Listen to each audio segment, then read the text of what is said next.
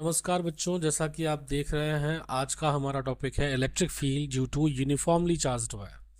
तो ये पहला एप्लीकेशन है गॉस थ्योरम का और बहुत ही ज़्यादा इम्पॉर्टेंट है आपके एग्ज़ाम के लिए। कई बार इसका जो डेरिवेशन है वो हमको डिराइव करने के लिए आता है, तो ये ध्यान में रखना है बच्चों।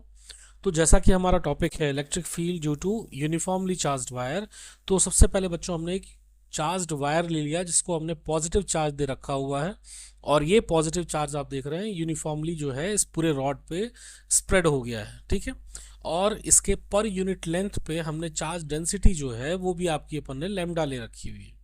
यहाँ तक क्लियर है बच्चों ये? अब मान लीजिए कि इस वायर से के किसी भी पॉइंट, मान लीजिए हमने नाम दिया उसका ओ से हमको आर डिस्टेंस पे एक पॉइंट है पी आपका, यहाँ पर हमको इलेक्ट्रिक फील्ड फाइंड करना है बच्चों। यहाँ तक क्लियर है आपको सभी को? तो इलेक्ट्रिक फील्ड फाइंड करने के लिए बच्चों हम गॉस थ्योरम का यूज़ करेंगे, और गॉस थ्योरम को समझने से पहले आपको ये देखना है, देखिए कि यहाँ पर जो फील्ड लाइंस होंगी आपके इस पॉजिटिव रॉड से या हम कहें पॉजिटिव चार्ज्ड वायर से, तो आप देख रहे हैं कि फील्ड लाइन आपकी इस तरीके से दोनों साइड पे यहाँ पर निकलती हुई आपको दिख रही है। तो ये एक वायर है, सिलेंडर के शेप में है ये।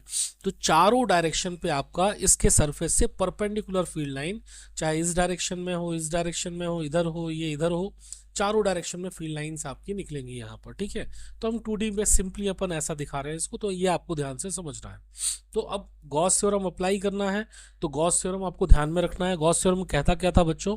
That total flux phi is equal to 1/ε0 times of enclose charge, और enclose charge in the close surface, और क्लोज सरफेस आपको पहले गॉस थ्योरम को अप्लाई करने के लिए चाहिए यहाँ पर। तो चलिए हम क्लोज सरफेस अपना बना लेते हैं पहले।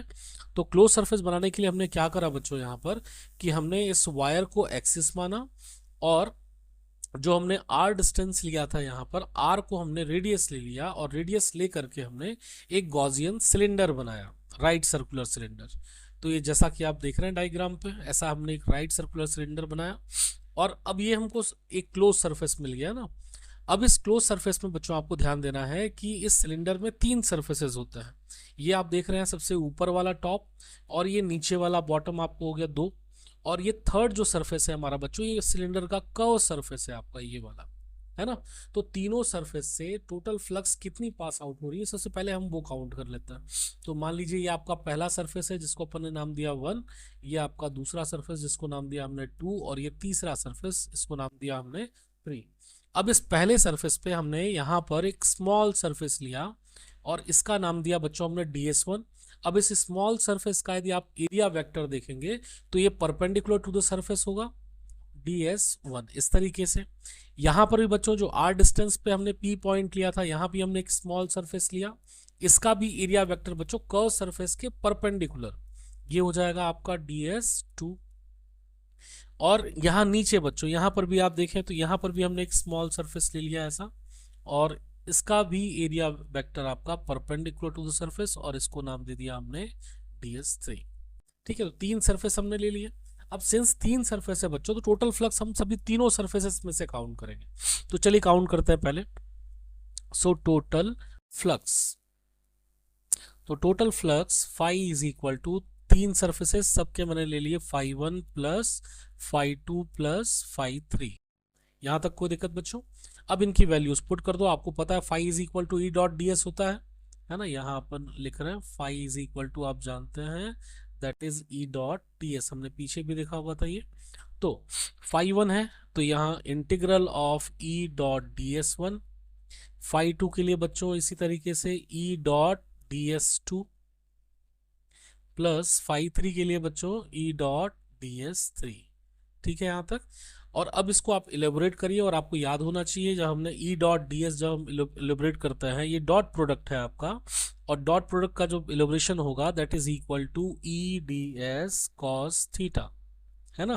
तो ध्यान रखना है यहाँ पर जो थीटा एंगल है आपका वो ई और डी एस के बीच का है। ई मतलब आपका इलेक्ट्रिक फील्ड का डायरेक्शन जो कि हमको फील्ड लाइंस दे रही हैं, और ds आप समझ ही रहे हैं जो हमने सरफेसेस ले रखे हैं उनके एरिया वेक्टर। तो अब चलिए बारी बारी से बच्चों अपन देखते हैं इसमें टोटल फ्लक्स जो हम काउंट कर रहे हैं तो कितना आता है। देखिए अब DS1 जब आप देखें, देखिए यहाँ पर फील्ड लाइन आपकी ऐसी इधर जा रही है, इस डायरेक्शन पे जा रही है, ये फील्ड लाइन है आपका, पहले सरफेस को आप देखें तो, और इसका जो एरिया वेक्टर है दैट इज अपवर्ड। तो आप देखें दोनों के बीच में एंगल कितना बना बच्चों, 90 डिग्री बना। तो सॉरी, तो सीधी सी बात है EDS1 और cos 90, ये पहला वाला हो गया। अब दूसरे सरफेस की ओर बच्चों ध्यान दो, देखो तो ये दूसरा सरफेस जो है इसका DS2 ये देखो इस डायरेक्शन में है, और आप इलेक्ट्रिक फील्ड लाइन भी देख रहे हो वो भी आपका सेम डायरेक्शन पे है ना, perpendicular to the surface. Clear है? तो यहाँ पर दोनों सेम डायरेक्शन में, दैट्स वाई यहाँ पर एंगल बना क्या बच्चों आपका 0। Again DS2। Now for surface third. अब ये सरफेस थर्ड में आप देखें ये DS3 आपका ये डाउनवर्ड की तरफ दिख रहा है, और इलेक्ट्रिक फील्ड लाइन आपकी ये जा रही है, चाहे आप इधर देखें चाहे आप इधर देखें। तो ये आपका 90 डिग्री एंगल बना रहा है यहाँ पर भी। तो ये हमने लिखा EDS3 cos 90। तो तीनों का एलिब्रेशन कर दिया बच्चों आपने। चलिए, cos 90 आप जानते हैं cos 90 की वैल्यू होती है 0, है ना। तो ये पहला और तीसरा इनका इंटीग्रल न करें। cos 90 0 इंटू सारा कुछ ये हो गया आपका 0, तो ये आ गया 0 प्लस, और ये बच गया आपके पास में cos 0 की वैल्यू 1 होती है, तो 1 इंटू DS2 आ जाएगा। ई हम बाहर कर ले रहे हैं क्योंकि हमको ई काउंट करना है, इंटीग्रल ऑफ DS2, ठीक है। प्लस यहाँ पर भी देखिए आपका ये 0 हो गया, तो सिंपल आपके पास में बच गया E into integral of DS2। अब इंटीग्रल ऑफ DS2, तो DS2 सरफेस हमने बच्चों लिया था, ये कर्व सरफेस पे लिया था। इंटीग्रल करना है मतलब हमको इस कर्व सरफेस का टोटल एरिया चाहिए, और टोटल कर्व सरफेस एरिया आप जानते हैं सिलेंडर के लिए फॉर्मूला क्या होता है हमारे पास बच्चों, 2πRh। और h यहाँ पर हमने जो लेंथ ले रखी है सिलेंडर की, दिस लेंथ इज L। तो ये बस आपको इस पे ध्यान में रखना है। तो यहाँ आ गया 2πRL h की जगह पे, ठीक है बच्चों। तो टोटल फ्लक्स हमने यहाँ पर निकाल लिया, that phi is equal to E into 2πRL। यहाँ पर नोट भी कर दे रहे हैं that integral of DS2 is equal to 2πRL। आपको याद रहे ये curve surface area of cylinder, ठीक है बच्चों।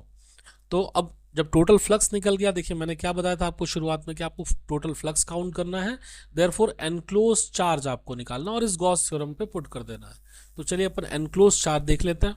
अब आपको पता है कि इस सरफेस में ये जो हमारा क्लोज सरफेस है, तो यहाँ से यहाँ तक जो वायर है आपकी, इसकी लेंथ कितनी आ रही है बच्चों, L आ रही है।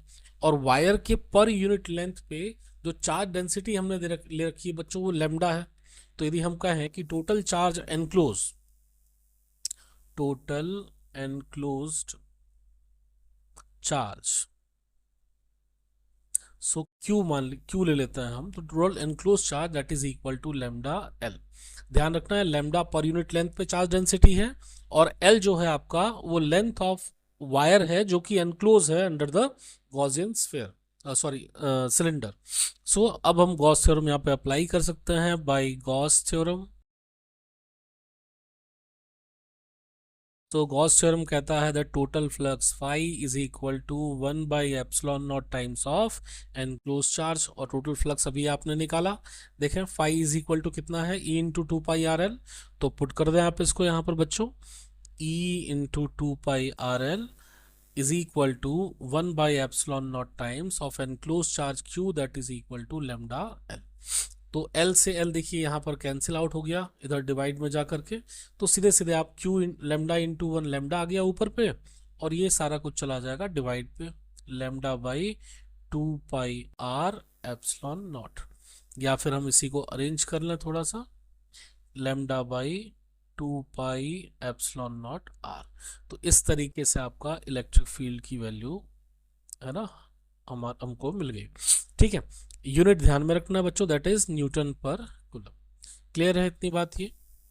सो जो जरूरी चीज़ें हैं बच्चों इसमें हमको ध्यान में रखने के लिए, एक बार हम उस पर भी नज़र डालें। देखिए तो सबसे पहली चीज़ है कि E is directly proportional to linear charge density lambda. मैं एक बार दोबारा फॉर्मूला लिख दूं बच्चों यहाँ पर, तो E is equal to lambda by 2π epsilon naught R। ये आपका फॉर्मूला है इलेक्ट्रिक फील्ड का फॉर वायर।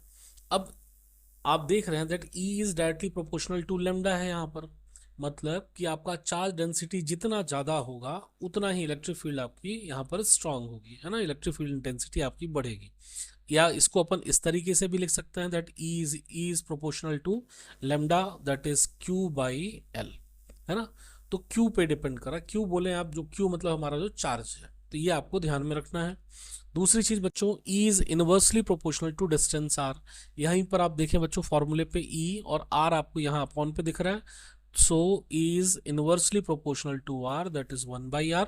मतलब जितना ज़्यादा डिस्टेंस आप वायर से बढ़ाएंगे इलेक्ट्रिक फील्ड की वैल्यू उतनी ही क्या होगी बच्चों, डिक्रीज होगी, है ना। तो डिस्टेंस के साथ में इलेक्ट्रिक फील्ड की वैल्यू डिक्रीज होगी। क्लियर है बच्चों।